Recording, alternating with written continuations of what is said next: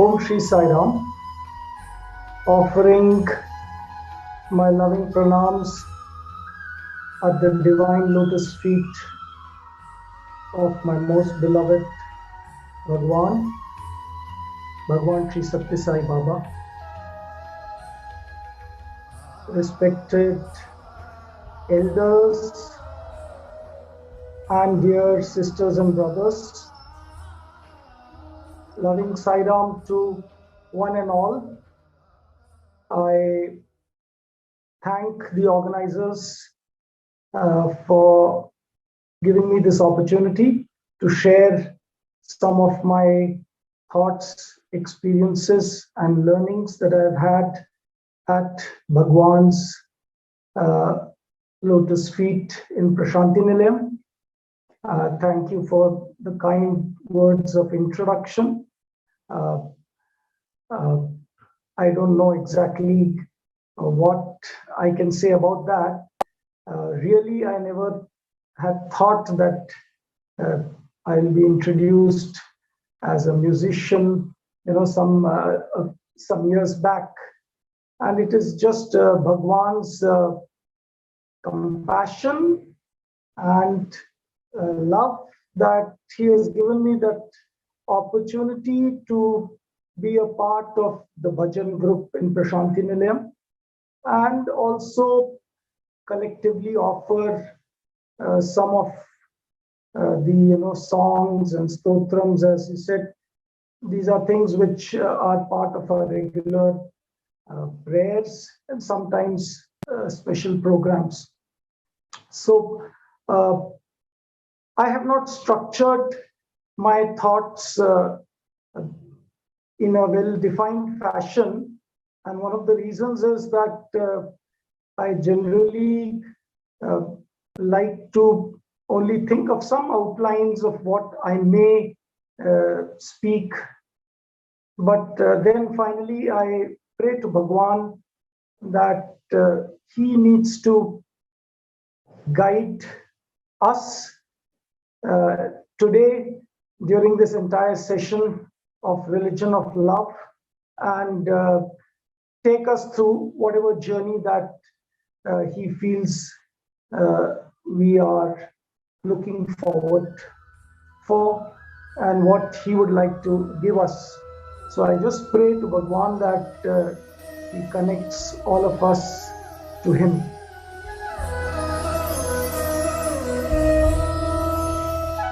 So let me begin with something which I have told, a Chinna Katha which Swami used to narrate very often. And in fact, once I have narrated this in Prashanti Nilayam. A Seth Ji was there, and this Seth Ji had the habit of attending the Gita Parayanam.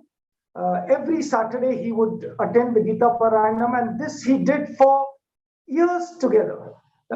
He never missed it for so many years, and one fine day it so happens, you see, that this Seth Ji finds that he has an important business assignment, and he had to, for that particular day, miss the session. And he feels bad about it because once, sometimes it happens that we get into a routine and it's very likely that we forget the purpose for which the routine was started. And therefore, this Seth Ji was exactly like that. And he thinks, I can't miss this session because it's said that, if you break continuity, you lose the benefit of, these many continuous sessions. But also it's said in the scriptures that if you can't do it, why don't you make your son do it? And if your son can do it, you will get the benefit. So this Seth Ji calls his son and says, Beta, dekho, today I will not be able to attend this Gita Satsang. So instead of me, you go and attend it. So at least we will both get the benefit. I will not lose the benefit of all these years. I know I've got this important business assignment. And the Seth Ji is happy, and he sends his young son And as it is, very common, the moment the son leaves, the Setchi is thinking, and in a jiffy, the Setchi gets up and then takes his car and dashes. Can you believe he reaches the satsang a few minutes before his son could reach there? His heart was beating. And what was happening in his heart? Actually, what happened was he calls the Swamiji who used to give this satsang and says, Swamiji, just one very, very important thing. Today I will not be able to, attend this satsang. I will be missing it. And I am making my young son attend the satsang for today. So I just have one small request. Swamiji looks at him and says, yeah, what's the problem? Okay, you can go for your business assignment. I understand. So what's the matter? He says, no, I just, you're huffing and puffing and panting. What's the problem? And this man says, see, I just have a small request.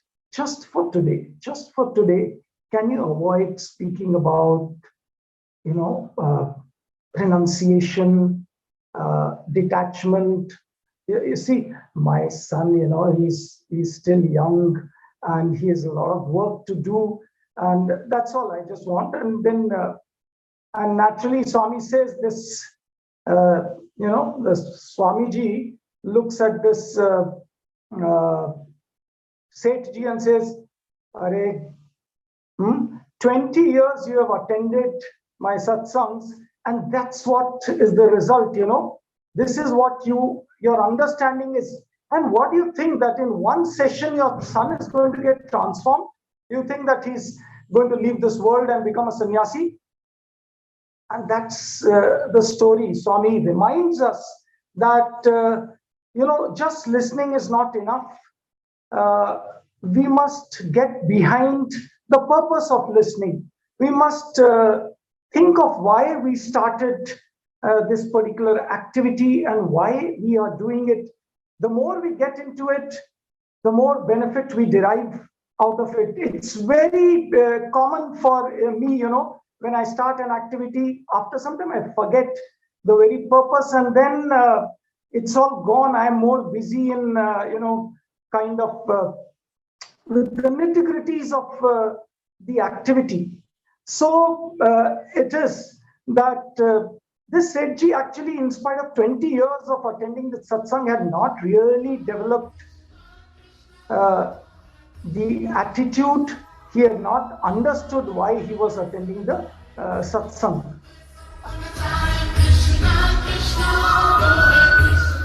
When we went to Kodaikanal, the year when I had gone to Kodaikanal, Swami had taken a lot of school boys also, and then it was a really amazing trip, because when there were kids also, by kids I mean something like 12th to 8th class, a few children, Swami was even more expressing his motherly attitude, just to keep in with these children also.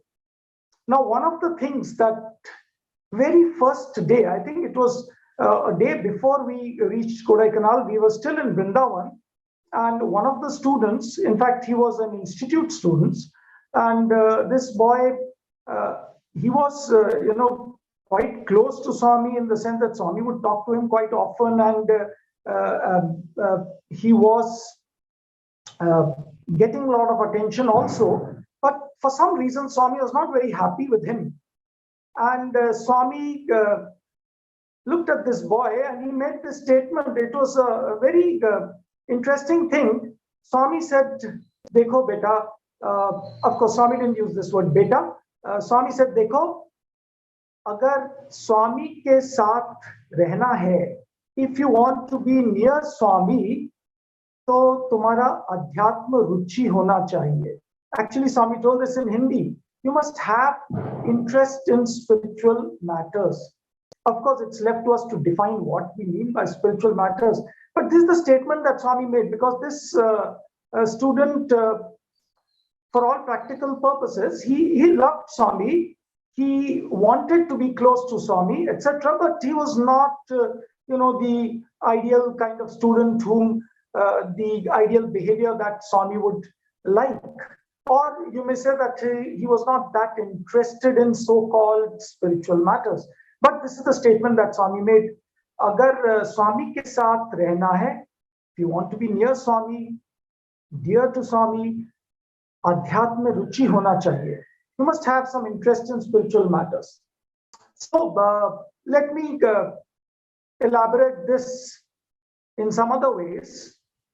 One day in the darshan line, when Swami was just crossing me, I and one more teacher was sitting, and it was just maybe third or fourth year of my teaching, around 1994 or 3, and it was fourth or fifth year of my teaching there.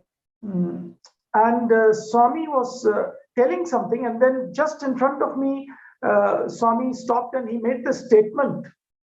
He said, Dekho, he was not directly telling me, but he was making a general statement. Boys, Swami ko like karta hai, love nahi karta hai. Boys, Swami ko like karta hai, love nahi karta hai. Now, what is this thing about, liking and loving? And then Swami elaborated. He said, to love means to follow. To love means to follow, whereas liking is very different. And okay, you can just take it a little further. You see, we like so many things. I like my pet cat, my pet dog. I like so many people. I don't follow what the dog does. I don't, do what the cat does. And that's called liking, Swami says. To love is to follow. That means when I love somebody, I have to understand that I need to make him happy because I love him. And if I want to make him happy, naturally, I must do what he wants me to do or what makes him happy. So to love means to follow, Swami said. And this was a very, very important lesson, because very often people feel and they get confused, because Swami uses this word love. I will say he uses it everywhere in every discourse, but the love that Swami is referring to is divine love. And that divine love, to understand, is not an easy thing. And most of us get confused with that love and the so-called worldly liking. So Swami just created this word like and love so that we will understand what he wants to tell us.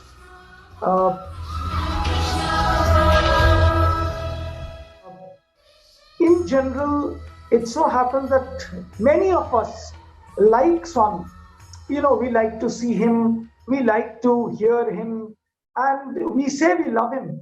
And we say that we feel his love and he's all love. But for Swami, that's not the case. He's looking for something else when he wants to say that you love him, because for him, he is everywhere. And if I love somebody and don't love somebody, that's not fully loving Swami. If I so-called love Bhagwan Shri Satya Sai Baba in that photo there behind me, but don't love Bhagwan Shri Satya Sai Baba in the many people whom I see, again, there is something missing there. So that's a bit of, I like that form maybe. I like that form, but I'm not really following what he's wanting me to do.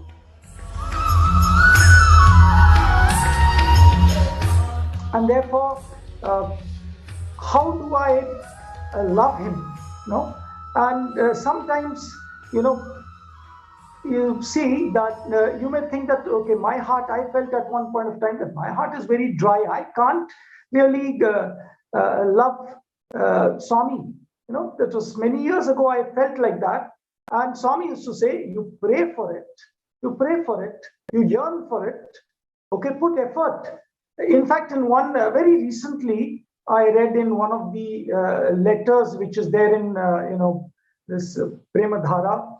This letter, Swami very clearly says in that letter that unfortunately, many people fail to realize that they can negate the effect of the miserable circumstances, which I am forgetting the exact words, they can negate the effect of the adversities and the misery in which they find themselves through sadhana. Now, sadhana is just a big word. It may scare so many people, but sadhana is basically effort. Sadhana is effort in a very simple sense. So effort could be my, doing service, my yearning for it, my trying to listen to people who have followed Swami, or just as all of us are doing today, just listen to Swami's experiences. That also is a sadhana. That also is an effort. And that also is a prayer which will slowly lead you to loving Swami, which will not only be just a feeling in the heart, but it will also be purified by action which befits that.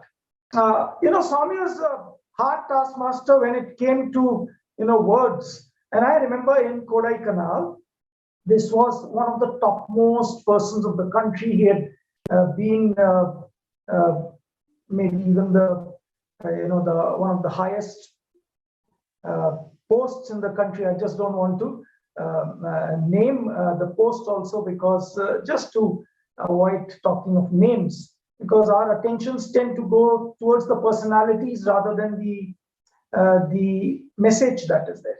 And this person of very high esteem, Swami asked him to speak, and as he was speaking, he broke down. And as he broke down, then Swami stopped him, and then Swami changed the topic, and then he started speaking about something else. And when the session was getting over, Swami just looks at this devotee, and very casually Swami said, "A dash dash kai koroya." Swami took his name and told kai koroya. And this person, very respected and very honorable devotee, he said, Swami, first he was at a loss of words, and then he looked at Swami and told Swami, wo devotion aa gaya, thoda devotion aa gaya.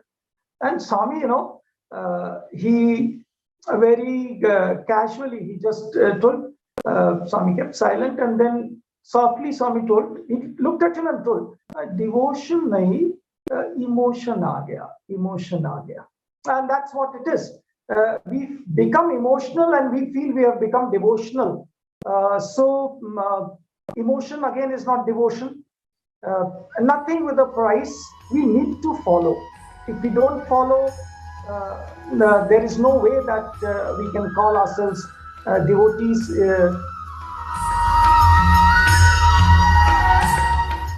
We need to understand what Swami wanted us to do. And very simple, Swami wanted us to uplift ourselves. Swami came to sow the seeds of love for God in the heart of man. Swami said that avatars come down only for establishing one dharma, and that is prema dharma. Okay, otherwise you'll see the so-called adharma reigns in the world. Even after every avatar has left, adharma has been reigning. But yes, there has been a change. Every time when Jesus came, even today, there are thousands, millions of people whose lives are transformed and who love God, and for the love of Jesus, they do things. Mother Teresa served the lepers for the love of Jesus. She saw Jesus in them. Every saint did that. And there were so many saints, who even just for the love of Rama, they did so much for mankind. And therefore, yes, you will see that whenever every avatar came, he did establish prema dharma. That means the seeds of love. Again, it's only the seeds of love, because we need to water it. We need to put manure. We need to do the hard work. But he has sown the seeds, and we can see fruit-bearing trees in the years to come within ourselves, within our children, and within the society. So this, the Satya Sai avatar has 100% achieved, because even today, across 150 countries, there are so many people out of the love for Bhagwan. You and I are sitting together today, just after Deepavali, when people would be just enjoying. We are listening. People are ready to serve, brave dangers, brave floods, and whatnot, just to serve people because of their love for Bhagwan. Okay, so sowing the seeds of love. Again, now this takes us a little bit deeper, because yes, avatar comes to sow the seeds of love.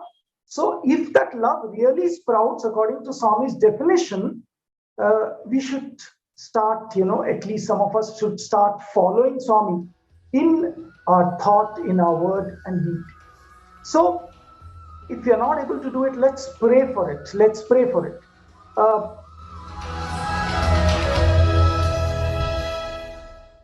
Once upon a time, this was the very first year of my teaching, and I had the habit of, I would not really give letters to Swami, because I always felt that Swami knows everything. He's all in all. He's God. I don't need to tell him anything. And then I had to go to Bangalore for some work in the school where I had joined as a teacher. And I had to go for some work. And I had a habit of always, telling Swami before leaving. So I was not knowing what to do, and I could not tell Swami. And therefore, I had to go the next day. So what I did is, I wrote a letter to Bhagwan. Those days, we could go to the interview room after everybody leaves, after the bhajans, the staff members could go there, and then there would be a boy doing the door duty. And we could go and give a letter. He would go and ask Swami, and then if Swami says yes, he would take the letter and then give it to Bhagwan. And then we would go back, because, okay, Swami has taken the letter. We don't expect anything else. We just want to give the letter. This letter, mind you, I wrote this letter, and I prayed, Swami, I am writing a letter, even though I have not been writing. But, I want to take this permission. But I have this condition when I'm writing this letter. If you respond to this letter immediately, I will understand that you want us to write letter. Even though you know everything, you want us to express it. Even though God knows what you want, he wants you to pray, as Swami said. He wants you to pray for it. And the reasons are very simple. I will tell a few things about it. So I wrote this letter, and I said, thought within myself, if there is no particular reply and the letter just goes, then I will not write letters, and I will continue my work, and I will never write letters to Swami, and I'll just have this way of connecting with Bhagwan.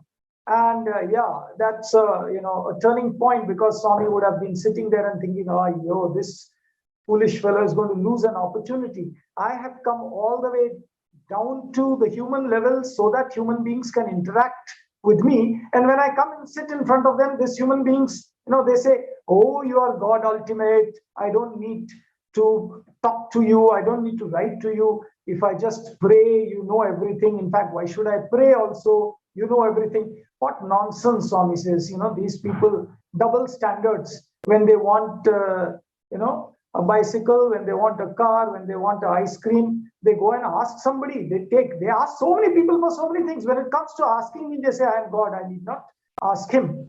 So anyway, Swami had decided to immediately be so kind. I go, and then this boy opens the door, and he takes the letter.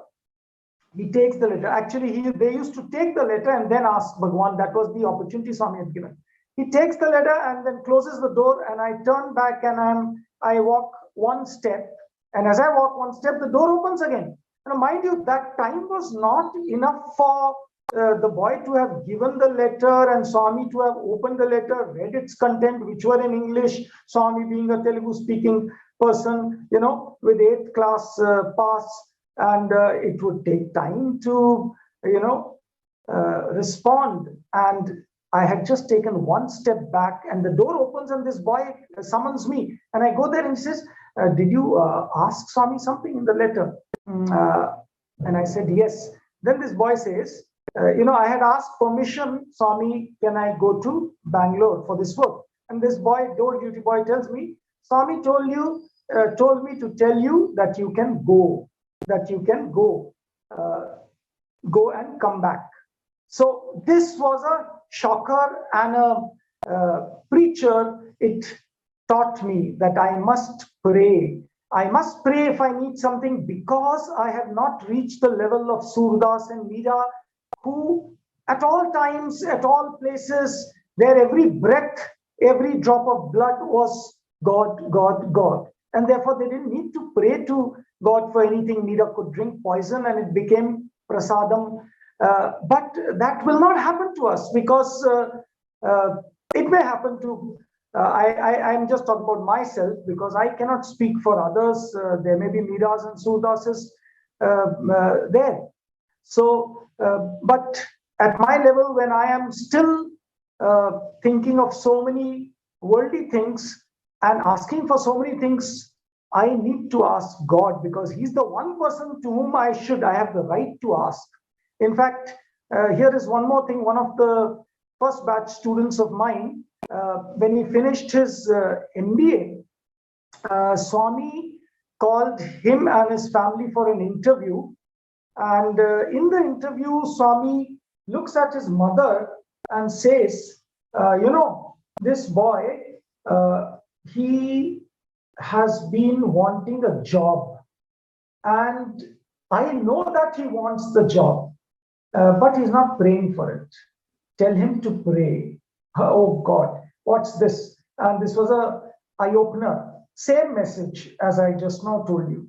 We need to pray for divine blessings. We need to pray that, Swami, give me love for you. Swami, let me love you with all my heart, and let that love be pure love as you have defined it. So this was one of the first lessons. In fact, mind you, after this letter, I would have given so many letters to Swami. There was never a response. Never a response in the 20 years. I remember, yes, there was one more letter, one or two more letters, one around 7-8 years later, and one around 25 years later, where Swami responded with something, but it was not this instantaneous. So because, at your crossroads, at your turning points, God always comes to you. If you have really prayed hard enough at that point, yes, He will not disappoint you. Okay, so I got reminded of this second time when this happened. This was many years later. One day I went with a letter. Swami was that time staying in the Purna Chandra. The other experience which I narrated was when Swami was staying in the Prashanti Mandir. So this time Swami was staying in Purna Chandra, and I wrote a letter. And in that letter, there was a student, and I was in charge of these 12th class students, and one of them was sick. And yes, I knew that Swami had been giving some attention to this boy. So I thought that, being the teacher in charge of the hostel, I thought it was my duty to write to Swami that this boy is sick and this is the problem. So I wrote this in the letter, and the letter would have gone in, and I was waiting. By then, because of this first time, whenever I would send a letter, I would wait for a few minutes and then leave. I had made this as a habit, and I had done this umpteen times, waited 5 minutes and then left. So I waited, and I was about to leave, and then the teacher in charge, who was there doing the door duty in Purna Chandra, he comes running out and he says, Swami's calling you. And it was a big surprise. It was the first time that, I wrote a letter and then Swami has called me inside. And I went inside. Swami was sitting, in the kind of, you can say, it was not an interview room there. It's a different setting, but you can call it a, dining cum drawing room like thing. There was just one sofa there, and there was a kind of deep down, there was a table there. Nothing else, only Swami was sitting alone. So mind you, yes, Swami would have, the time that had elapsed was perhaps just enough for Swami to have read the letter, maybe that much. Just barely read the letter. And Swami, I went there. Swami was seated all alone. I was all alone with Swami. It was a very nice feeling to be absolutely all alone. There was nobody there. And Swami was sitting, and Swami called me inside. And then Swami told, this boy has a problem. Okay, don't worry. And spontaneously, first Swami just tell him not to worry. Swami will take care. And then Swami just did like this, and out came 2 capsules, okay, for these, agnostics and the doubting Thomases. I always keep telling, because of being a scientist, just imagine, there was no way that this Sai Baba would have ever, he couldn't have got up and gone anywhere, and he couldn't have been ready with tablets. And if he was really ready with tablets, he was at least all knowing that somebody is going to come with this thing. So there it is. He waves his hand, and 2 capsules were created. And, these are all small glimpses that Swami keeps on giving all of us to, let us know who he is. And you see, on one side, Swami does this, and next moment he will delude you. He will delude you because your sadhana is not enough. Your effort to know him as God is not enough.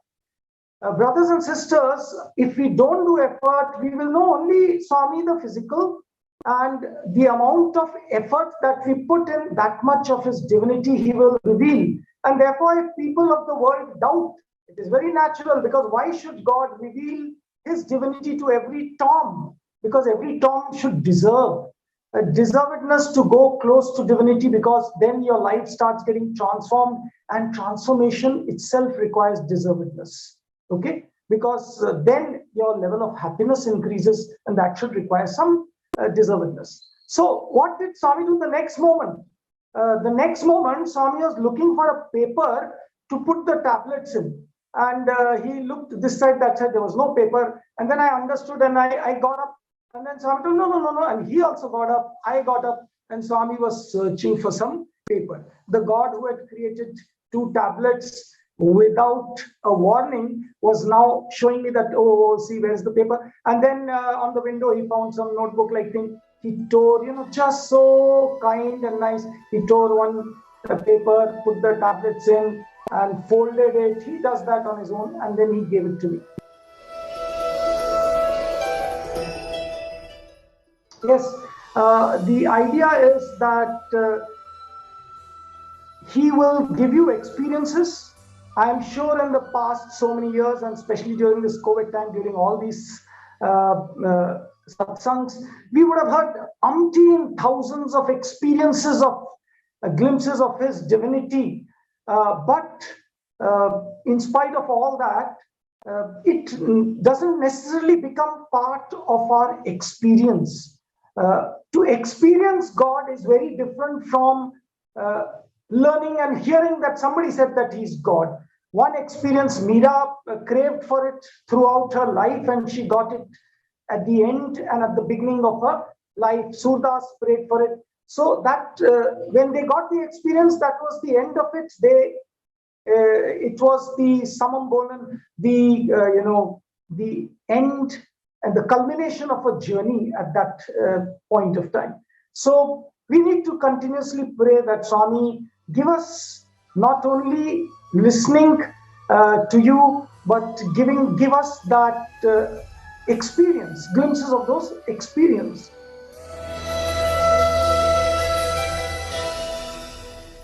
Sometimes we feel that we don't have, control ourselves. Our mind is goes out of control.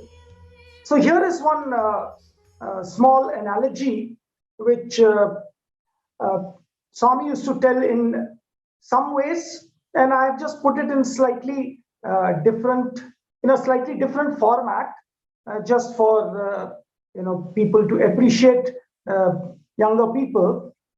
We feel that we don't have enough control over our own senses. We get distracted, and therefore, how do we really follow Bhagwan? Because to love is to follow, and to follow, naturally, it all comes in, Kama, Krodha, Lobha, Mada, Matsarya, all of those things I have to reduce. And this monkey mind, as Swami says, no, a mad monkey, not just a mad monkey bitten by a, drunken mad monkey bitten by a scorpion. That's the analogy Swami used to give. So how do I control myself? So here is a beautiful thing. And that's why Swami says that it's very important to gain knowledge. You see, you will realize that it is our ignorance which makes us feel that we are weak. In reality, we have all the power to overcome all temptations. But basically, because of our ignorance, we feel this weakness. So just imagine, oh, the Shalesh Srivastava loves ice creams. I cannot, hold myself. In the 1980s itself, so many beautiful ice cream parlors had started opening in Delhi, and whether it is ice cream sundae or a chocolate fudge or triple sundae, I won't mind. I cannot resist ice cream. And if somebody says, no, please resist, I say, no, I see this is something that I don't have the power to do it. And just imagine, make yourself part of this and you'll enjoy this. So there comes my best, most attractive gift. I am just calling it as an ice cream for convenience. And somebody has just handed over this ice cream, and there I am. I am about to bite it. And how can you ever resist yourself when the mouth has come so near? And just when you're about to bite the ice cream and enjoy it, one unknown stranger whose words you don't even trust, that stranger is running and telling, stop, sir, stop, stop, stop. I say, hey, what's the matter? Why are you stopping me? And he says, sir, just please.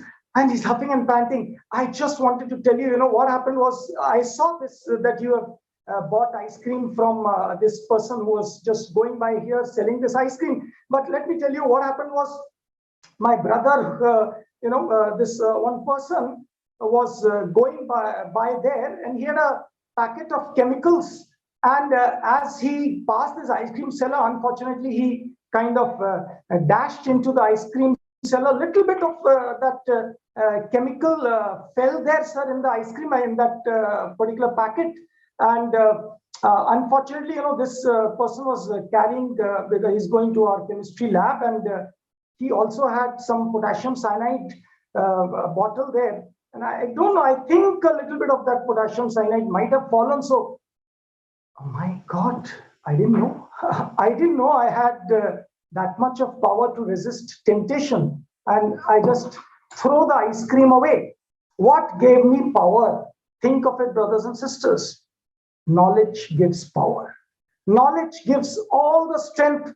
So somebody said, Vivekananda said, when man is born, the only duty is to gain knowledge. The only duty is to gain knowledge. And how do I gain knowledge? I need to search for somebody who has knowledge. And otherwise, even if I don't do that, I at least pray that, oh, if there is anybody with knowledge, come and, tell me what to do, because I don't know exactly what I should do at every moment. I need knowledge for that. And an ignorant one cannot even do that. So that's it. The moment, you see, we sometimes tell, karma, when it bears fruit, it takes so much time. So this delay, that is why I don't believe. Even if this ice cream vendor or this, a stranger, first of all, I don't believe the stranger, but my knowledge of the effect of potassium cyanide was the cause. Even if the stranger told it was not potassium cyanide, sir, but it was a chemical, and I just happened to go immediately and read the bottle, and it said, whoever consumes a little bit of this also, actually, he will not die. And in fact, nothing will happen. He will, in fact, feel very happy. But around a month's time, one of his fingers will fall down. One finger only, what is there? I can just have of the ice cream. I realized I had so much power. I don't want that one finger to fall off.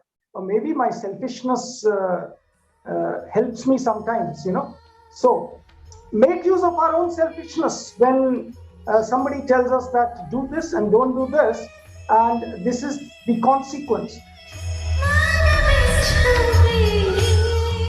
So that was a very beginning of my journey when I had just become a teacher. I had gone to the library. And then I, being a physicist, I just happened to take a book out which said God and the New Physics, written by a Nobel laureate. And I got interested in it, and I just browsed through the pages, and I directly went off to the final dialogue, which was dialogue between atheist and theist. And these dialogues were very powerful. And I believed in myself and my experiences, and I said, I'm going to read this and just thrash every argument of the atheist. But I read the whole thing, and I know that there is nothing called a proof or a disproof, so it's not going to be easy for somebody to, prove that, this is God and not God. I just read the whole thing. At the end of that reading, something, I was not feeling very happy. And, this is how God gives you experiences. So I prayed, Swami, unfortunately, I read this. I believe in you, and I know that you're God, and I believe in God and everything. But all these funny arguments, reading itself, it was not good, and it's kind of making me a little bit, I would say, uneasy. So, Swami, please remove this uneasiness. And I had been blessed by Bhagwan in a way that he would very often guide me. I'm telling you some experiences which are not directly physical, but very often guide me through Satya Sai Speaks and through other things. So I just go to the rack and take out one Satya Sai Speak. And believe me, when it happens, your hairs will stand up because it happens. And oh God, there is no proof for this. I can't prove it using A plus B plus C, but it's happening. It's an experience. So I open the book on some arbitrary page, and the very first sentence, it was the first sentence of a discourse. Today, I don't even remember what that discourse was. So I will really need to browse through all discourses to search for this particular discourse. It began with telling, why do you worry? This is roughly the statement. Why do you worry about arguments between atheists and theists? My God, my hair stood up. Oh my God, Swami is talking to me. Swami was listening to me. Okay. And yes, God exists. And then Swami goes on to say that the argument between atheist and theist is as foolish as two people standing on the ground and arguing about a plane which is flying in the air. And their argument is, tell me, is there a pilot, or is there no pilot? And one is arguing this way, one is arguing that way. And you know what Swami said? Both are foolish. Both are stupid. And Swami says there are only two ways in which you can find out whether there is a pilot or not. One, the plane should land, it should come down. You should go enter the cockpit and see. Then you will know. Don't talk. See. No, I am also talking. I talk so much, but yes, I need to see to talk. So you see, and then you will know whether there is a pilot. And then, second, Swami says the other method is lift yourself high up and go and enter that plane even without the plane landing. But again, you need to enter the cockpit and see for yourself. That's it. There are only two ways. Dasoham, Shivoham, go down or go up. Okay. Serve mankind. And that's the easier way. Bhakti, love for God, serve all, love all. That is the easiest way. Going up into the air is almost impossible for people of this Kali age. And that is why Swami said, that Hare Nam, Hare Nam, Hare Nam eva kevalam, nasti kalau gatir anyatha. There is no other way for people in this age of Kali than taking the name. If you take the name, that itself will start saving you. And in fact, Swami goes on to say in that discourse, the state of atheists is like a man going in a lake on a boat, and then suddenly there is a storm, and this man is going on talking of so many things to this boatman, and he doesn't believe in God. This man is not agreeing, and doesn't believe in God. So the boatman takes the head of this man and simply pushes it into water, and he doesn't remove it. And Swami says it is then that the most rock-hearted atheists, even they will say, oh God, if there is a God, save me. That's the condition. In fact, our adversities become opportunities for God to raise ourselves. And that raising is not for him, it is for us. When we start believing, when we start following, we get happiness. We give happiness to thousands. One Mother Teresa's belief could resurrect, could give joy to thousands and millions. So belief in God is not a tragedy. It is the most happy thing that can happen to mankind. So that's what this discourse told. And immediately I knew that, Swami, yes, you are there for me. I don't have to listen to any Nobel laureate. Okay, I need to listen to noble people. Noble character is more important than Nobel laureates. Let me tell you, when I was in 11th class, in the same vein, our warden, they were young then, in their 20s, and Swami had sent 3 of these youngsters in the 1980s.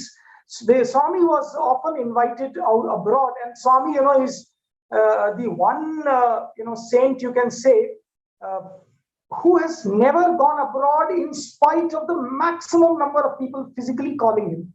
So Swami, in this time when people called him, Swami told, okay, I will send 3 of my children, these students, let them see what, people are in other countries, how they are devoted to Swami. So Swami just sent these people so that they will get experience. And when our warden was returning and he was in Greece, they were invited for a dinner by the Vice Admiral of the Greek Navy.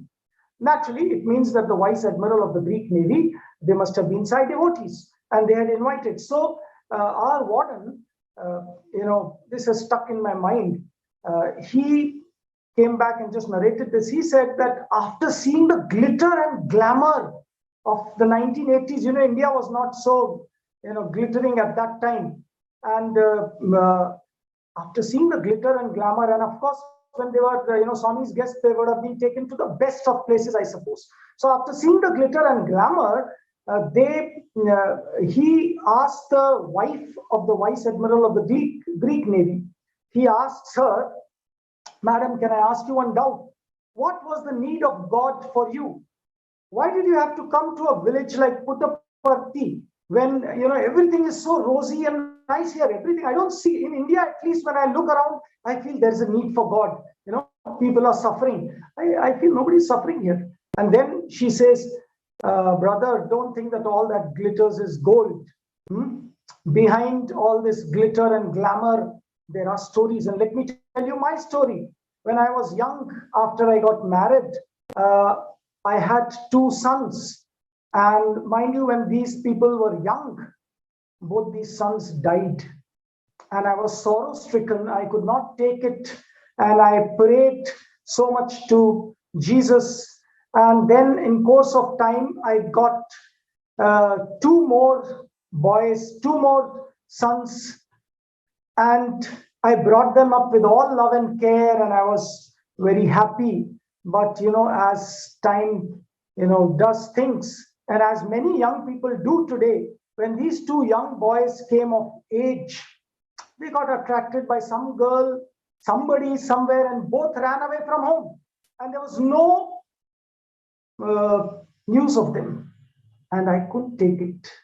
I couldn't take it any longer. So I went to the church. I went to the church in Greece, and I looked at the idol of Jesus. And in front of the idol of Jesus, I said, look here, Jesus, if by tomorrow morning, if I do not get any news of my 2 sons, I am going to come here right in front of you. I will spit at your face, and then I will just kill myself. I have decided. And that was her firm resolve, because she couldn't take it any longer. She goes back. Man's adversities are God's opportunities, and for man's upliftment. That night when she sleeps, she sees a small, barefooted, brown man in an orange robe. And this man looks at her and smiles. And she had never seen, the smile was so beautiful, so charming, that she had never seen such a smile. She was just, God had willed it, basically. So she was not able to forget that smile, the charm, and she was so attracted that she gets up. She's still thinking of this form. She has totally forgotten about her resolve. She's just wondering who is this person. And she starts asking people, have you seen such a personality? And as usual, she was not able to find out. She starts hunting. She goes to a bookstore and she's looking at so many books. She asked the person.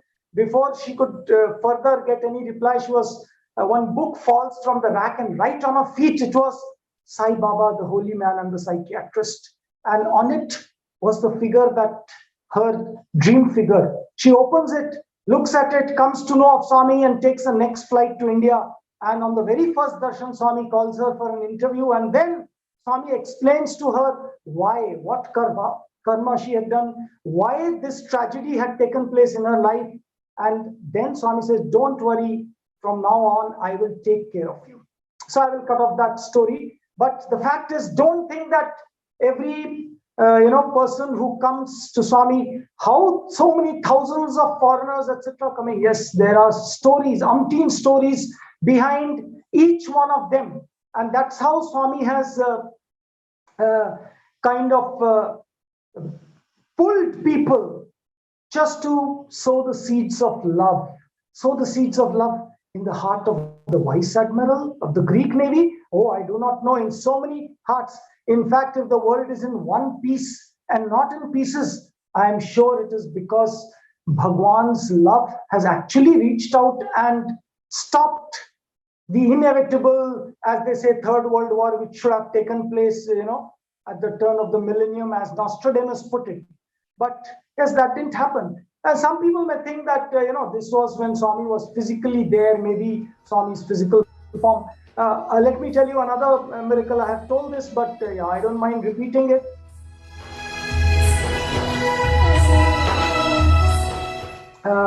This boy, this is 2017, 2016 or 17. This boy came to my room. He had studied in our school, and he went and did his internship after doing 4 years of medical. He went and did an internship in the Harvard Medical School, the most prestigious medical school, one of the most prestigious in the world, Harvard Medical School, Boston.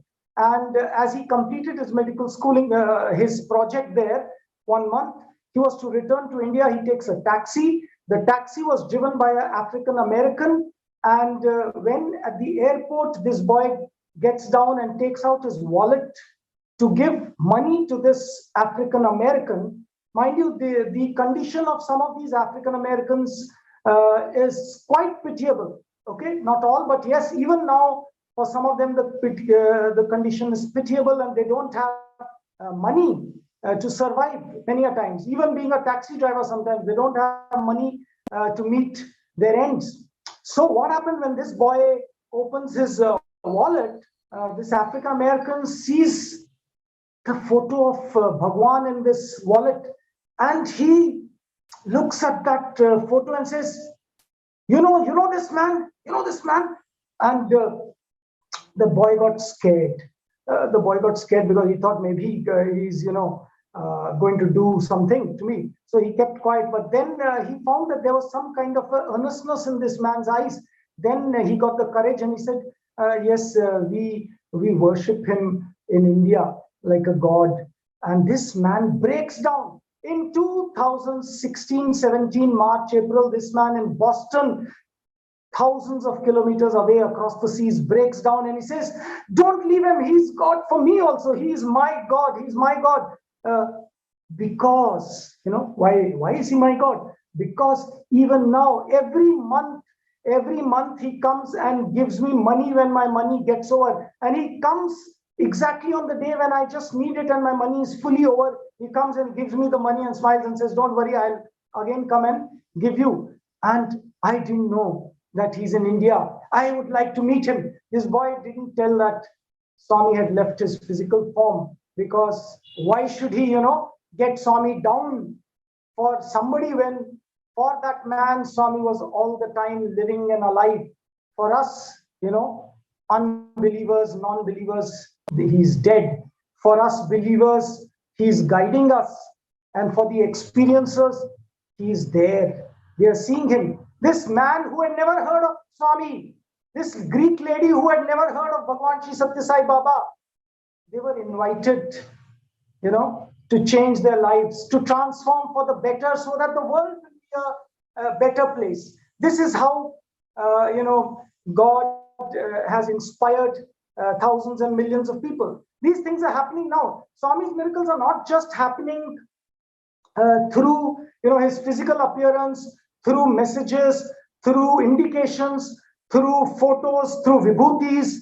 I'll tell you another experience of Brother Puttaparthi, who was a mandir singer, and Swami had given him a ring. This experience I'm telling you just to tell you that Swami, that same Swami, when Swami is giving something to the photo, vibhuti, that's also the same Swami. It is not some unexpected divine power or some black magic which is working and doing that as some fools may imagine. Okay, of course, physicists know that those things is impossible, but yes, Swami knows that God and spirituality, adhyatmic, is much above science.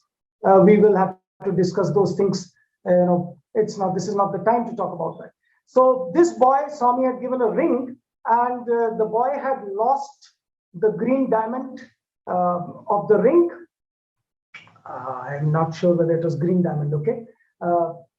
So he had lost the diamond, I think it was green only, yeah. He had lost that part of the ring, and he was very upset, and then Swami was physically there, so he was praying to Swami, Swami, please give me back the thing, he knows of experience, and Swami was not responding. Swami took him to Hatshi, and in Hatshi, 2009, Swami went to Hatshi, and from Hatshi, Swami also went to Bombay. And very casually, when in Hatshi, he kept asking Swami, please do this, please give back this ring. Swami looked at him and told, Mumbai lo ustanu, I will give it to you in Mumbai. And Swami went to Mumbai, nothing happened. Swami was not really there talking to this boy like that, and he didn't get back the ring. Much later, 2017, if I'm not wrong, or 18, maybe 2018, just 2-3 years ago, this boy went to Mumbai, and he went to the house of one of the devotees where, again, I don't want to take the names. You can verify it for yourself. It's all there for people to see. Thousands of things are appearing from Bhagwan's photos, from photos of gods and goddesses in his puja room. Buckets of vibhuti, amritam, butter, idols. Not one. I have seen, hundreds of lingams appear, hundreds of chocolates appear. All kinds of things. It's just unbelievable. Science goes to shame in some places. It's all our learning and all our modernity, just breaks down. It shakes in front of such things. And this boy happened to go there, and he goes and sits and he's doing bhajan there, and he takes out this ring of his, which was not having this green diamond, puts it in a small bowl in front of Swami's photograph, just with a prayer, okay, some vibhuti, something should appear, I'll feel happy. And as he was doing the bhajan, there was a sound. And what happened?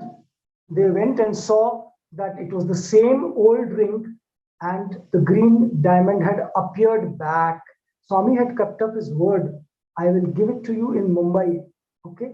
So even through photographs, it is the same Swami. It is not some other Swami. It's not some black magic. It is the same God who is responding. So when when Vibhuti appears in front of from a photograph, just remember it is the same physical Swami who took birth in Puttaparthi who is doing it.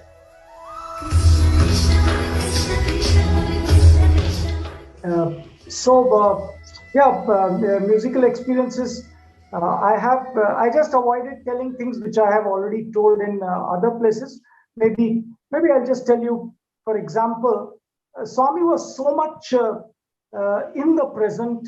He was always, living there in the now. And he was, in one of the dramas, I remember Swami told me to make a song, which is, for a dance. And then Swami kept telling me, some people had come and done a patriotic dance, and they had a patriotic song, and Swami told it should be like the patriotic song. So I, went in that direction and made a patriotic song. And I just suddenly, when somebody asks, I'm reminded of this. I always keep the harmonium next to me in case, suddenly I'm reminded of something. So Swami called me. Swami was sitting outside, and the Vedam chanting was going on. Vedam chanting is going on with all this noise. Swami told me, "Have you made the song?" And I had a small keyboard I just picked up in my hand, and then I was trying to hum the song in Swami's ears, and the song was something like this. Let me see whether, yeah. So it said, the song said, "जागतो अब वीर जवानों, बढ़ चलो मंजिल के दीवानों, भारत की तुम हो संतान, भारत की तुम ही हो शान, मेरा भारत महान." And I was humming this in Swami's ears, and Swami was smiling and he was listening, and I felt very happy. And that I thought, Swami is so happy, and Swami looks like that, and Swami is very happy. And then he turns and says, "Can they dance on this?" And it gave me a shock, because I had made a song only going by the fact that Swami told patriotic, and I forgot that they were going to dance on it, and this was more like a marching tempo, and it won't really make it. And with the Vedam going on, with all that going on, Swami was absolutely there. With all the hours of composing, I was not in it, and Swami was in it in that 1 minute, and he said, "Can they dance on this?" And then I just looked at Swami, I caught my ears and said, "No, no, Swami." Then Swami smiled, and then this song got changed into something else got added, and it actually became very nice. And Swami was later on quite happy with this. It became something like,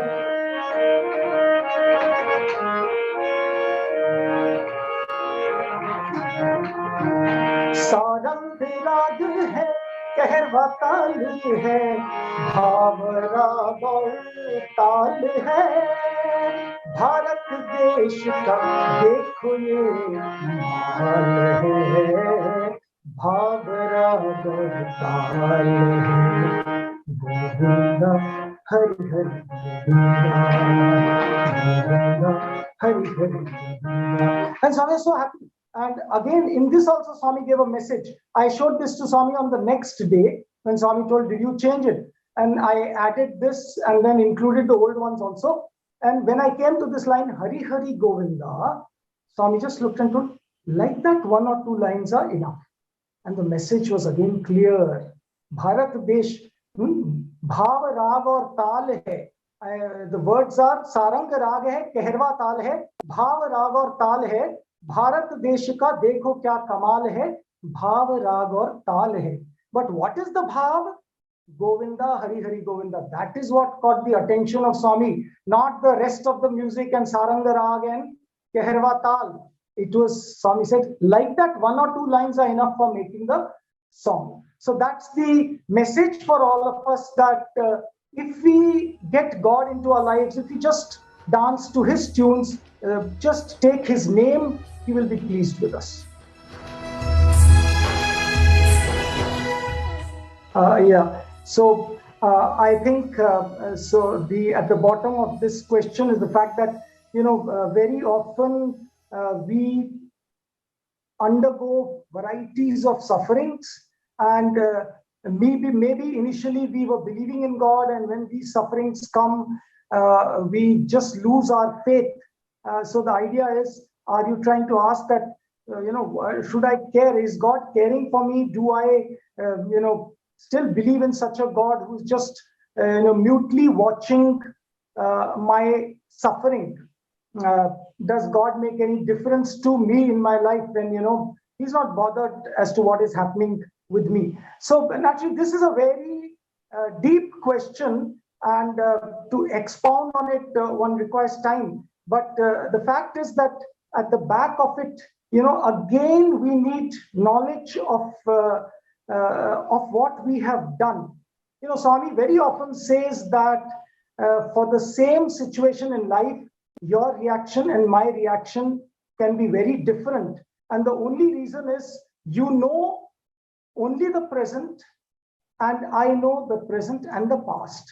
So I ask, ourselves this question. Just imagine, somebody who has in front of you, just to make it clearer, when you know that, let's say, somebody in front of you has done a lot of things which are unfair, committed lots of crimes and atrocities, and that knowledge is fully there with you. And today, the person is undergoing some suffering. Maybe in the middle, he has started believing in God, etc. But when he's undergoing suffering, what should I do? What I, as God, should do? So, one thing is, you should be very careful in this, because God will always give you some hint somewhere to give you an idea that, yes, there is, that it is your own making. So these hints come to us in so many different ways. But if we are not able to get that hint, we need that faith to understand that whatever is happening to me has to happen only because of me. Nobody else can touch a hair of my body or make me suffer if I don't deserve it.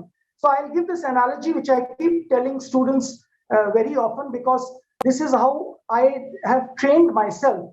And it helps, because when we start seeing the hand of God and the fact that I am solely responsible for all that I'm going through, then nature, God, is pleased, and it will start helping you to come out of that. But if I still keep putting the blame elsewhere, or keep feeling that, this is not fair, then it takes a little more time. So I used to give an example, tomorrow, this boy is there here right in front of me, and if he comes and slaps me, what should I do? So I have trained myself like this. You see, physically, I may tell other people and show that, boys should not slap a teacher, and maybe some punishment also should be given. But, I will go back to my room. I will sit in front of Swami's photo and cry and tell Swami, please let me know why this happened. Why did this slap come to me? And I know I must have done something to deserve this. Why, Swami? Now let me tell you how my faith helps me. By me, I mean, okay, just quote unquote. So my faith is that my God exists. First, hypothesis one. Second, my God exists. Since he's God, he's all powerful, all knowing, all loving, omnipresent, omnipotent. When this boy was about to slap me, was my God sleeping? My God doesn't sleep. Was he somewhere else? He's omnipresent. Was he not knowing that he's going to slap me? He's omniscient. Did he not have the strength to stop him from slapping me? He's omnipotent. He's all powerful. Then how dare this boy slap me? How dare this boy slap me? My logical brain says that there is only one way that this boy could have slapped me, that adversity could have hit me, that suffering could have thrashed me. My loving Lord.